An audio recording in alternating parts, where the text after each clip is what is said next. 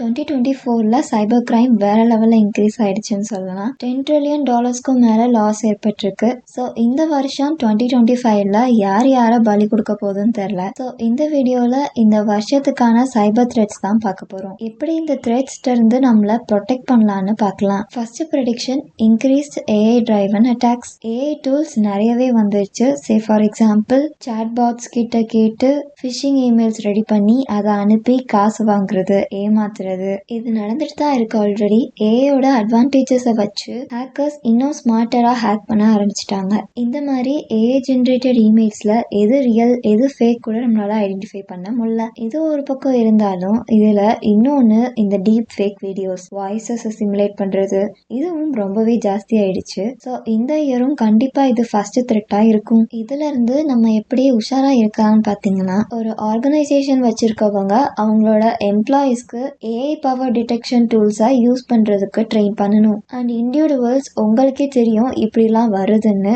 So எவனையும் நம்ப கூடாது. முக்கியமா ஏஐ நல்லா இருக்குன்னு நீங்களே போய் உங்க இமேஜஸ் எல்லாம் ஷேர் பண்றதை அவாய்ட் பண்ணிக்கோங்க. Prediction 2, ransomware as a service. So ransomwareனா எக்ஸாம்பிளுக்கு சொல்கிறேன். உங்கள் பிள்ளையை கடத்தி வச்சுட்டு மணி கொடுத்தா தந்துடுவேன்னு மிரட்டுவாங்களே, அதே தான். இங்கே உங்கள் கம்ப்யூட்டர் சிஸ்டமை உங்களை ஆக்சஸ் பண்ண விடாமல் பிளாக் பண்ணிட்டு அண்ட் தென் நீங்கள் இவ்வளோ அமௌண்ட் கொடுத்தா விட்டுருவேன்னு சொல்லுவாங்க. ஸோ இதை ஒரு சர்வீஸாக பண்ணுறாங்க. எங்கன்னு கேட்டால் டார்க் வெப்பில். இதுக்கு ஒரு சப்ஸ்கிரிப்ஷன் பாக்ஸ் மாதிரி கொடுத்து அழகாக ப்ரொவைட் பண்ணுறாங்கன்னு பார்த்துக்கோங்க. So small business and health care companies இவங்களோட டார்கெட்ஸ் இருக்கு. அழகா நம்ம சப்ஸ்கிரிப்ஷனுக்கு மணி கொடுத்துட்டு நம்ம ஹேக்கரா இருக்கணும்னு கூட அவசியம் இல்லை. அழகா இந்த அட்டாக்கை லான்ச் பண்ணலாம். இதிட்ட இருந்து நம்மள எப்படி ப்ரொடெக்ட் பண்ணலாம்னா, ரெகுலர் பேக்கப்ஸ் எடுத்து வைக்கணும். உங்களோட எம்ப்ளாயீஸை ட்ரெயின் பண்ணணும். Prediction 3, cloud security preaches. இப்போ எங்கன்னு பார்த்தாலும் தடுக்கி விழுந்தாலே கிளவுட் சர்வீசஸ் இருக்கு. ஸோ நம்ம கிளவுட்ல நம்ம டேட்டாஸை ஸ்டோர் பண்ணிக்கிறோம். அங்கிருந்து உங்க டேட்டா எல்லா பக்கமும் லீக் ஆகுது. இந்த மாதிரி டேட்டா லீக்ஸ் நிறைய ஃபேக்டர்ஸால நடக்கும். சே ஃபார் எக்ஸாம்பிள் ஸ்டோரேஜ் பக்கெட்டை லாக் பண்ணாம மறந்துட்டாங்கன்னா ஆர் ஷேர்டு என்விரான்மெண்ட்ல இருக்கிறப்போ இந்த மாதிரி நிறைய நடக்கும். ஸோ இங்க எப்படி ப்ரொடெக்ட் பண்ணலாம்னா, ரெகுலர் கிளவுட் செக்யூரிட்டி ஆடிட் பண்ணணும். என்கிரிப்ஷன் பெட்டரா இருக்கணும். Prediction 4, quantum computing threats. Quantum computing இன்னும் மெயின் ஸ்ட்ரீம் ஆகல.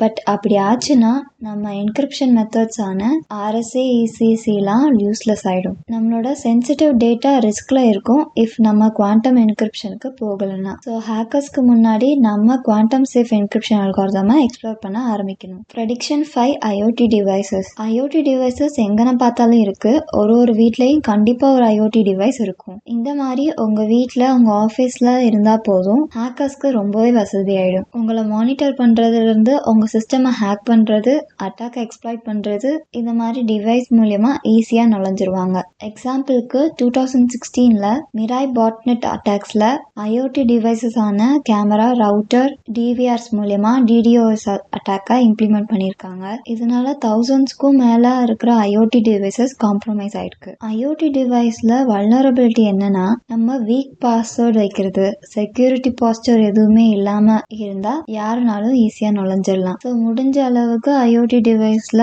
Stronger password and regular updates பண்ணுங்க. 2025ல இந்த மாதிரி ஆல்ரெடி இருக்கிற த்ரெட்ஸ் ஜாஸ்தி ஆகலாம் அண்ட் இது மாதிரி நியூ த்ரெட்ஸும் வரலாம். ஸோ நீங்க அலர்ட்டா இருந்துக்கோங்க. அவ்வளவுதான்.